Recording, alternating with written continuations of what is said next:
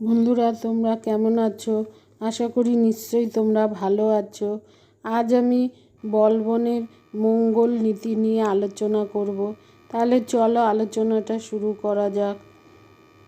বলবনের রাজত্বকালে মধ্য এশিয়ার মঙ্গল জাতি ভারতে অনুপ্রবেশের চেষ্টা করে।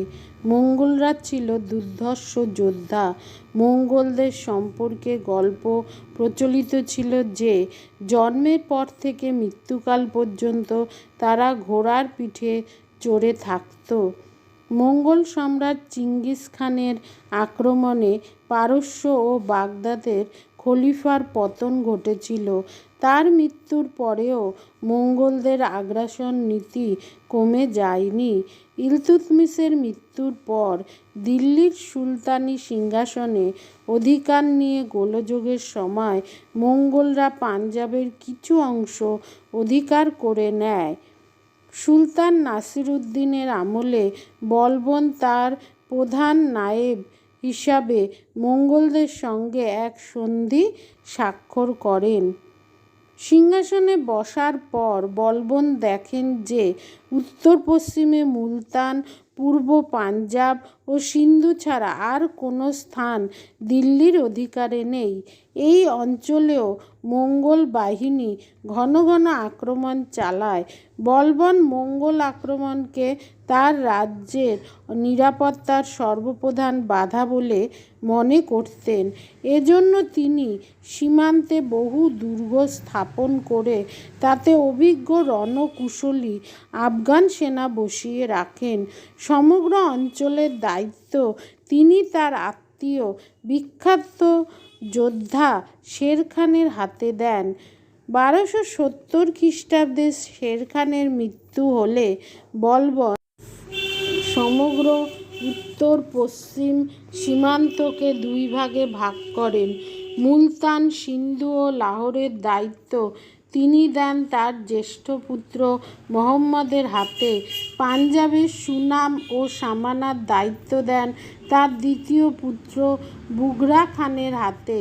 এদের অধীনে সেনাদল উত্তর পশ্চিম অঞ্চল রক্ষায় নিযুক্ত হয়। বলবন নিজে রাজধানীতে বসে উত্তর পশ্চিমের দিকে সর্বদা নজর রাখেন এবং প্রধান সেনাদল নিয়ে যে কোনো বিপদে তার পুত্রদের সাহায্য করার জন্য প্রস্তুত থাকেন। 1279 খ্রিস্টাব্দে মঙ্গল বাহিনী পাঞ্জাবে ঢোকার চেষ্টা করলে দুই শাহজাদার যুগ্ম বাহিনী তাদের বিতাড়িত করে। 1286 খ্রিস্টাব্দে মঙ্গল সেনা পুনরায় আক্রমণ চালালে সম্মুখ যুদ্ধে যুবরাজ মোহাম্মদ নিহত হন। কিন্তু মঙ্গলদের এত ক্ষয়ক্ষতি হয় যে তারা আর আক্রমণ চালানো সঙ্গত মনে করেনি। বলবন তার প্রিয় পুত্রের মৃত্যুতে নিদারুণ মানসিক আঘাত পান।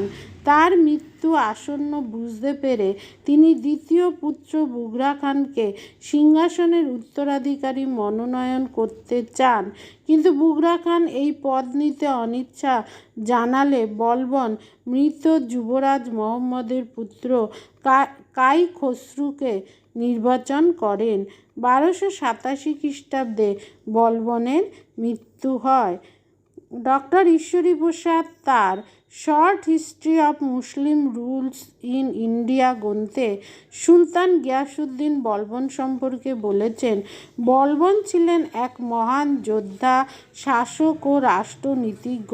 তিনি দিল্লির সুলতানি শিশু রাষ্ট্রকে মঙ্গল আক্রমণ, মেওয়াটি বিদ্রোহ, তুগরিল খানের বিদ্রোহ, তুর্কি আমিরগণের স্বাধিকার প্রমত্ততা থেকে রক্ষা করেন।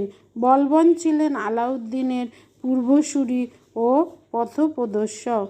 তাই সবশেষে বলা যায় যে বলবন সিংহাসনে বসে তার একমাত্র লক্ষ্য ছিল যে যতটুকু সুলতানি সাম্রাজ্য আছে সেখানে যাতে মঙ্গলরা অধিকার করে না বসে। এই জন্য তিনি যথাযথভাবে চেষ্টা করেছিলেন সুলতানি সাম্রাজ্যকে টিকিয়ে রাখার জন্য।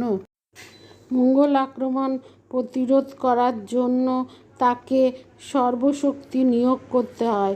মঙ্গল আক্রমণের গুরুত্ব ছিল অপরিসীম। মধ্য এশিয়ার খারাজম রাজ্য বা বাগদাদের খলিফার আধিপত্য, পারস্য প্রভৃতি অধিকাংশ দেশ মঙ্গল আক্রমণে বিধ্বস্ত হয়।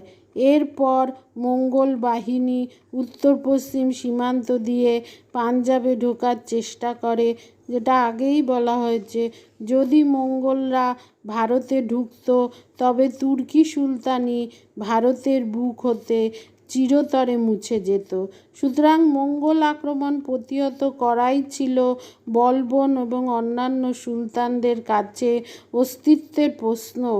বলবন এই দুরূহ সমস্যাগুলির সমাধান অত্যন্ত নিপুণতার সঙ্গে করেন।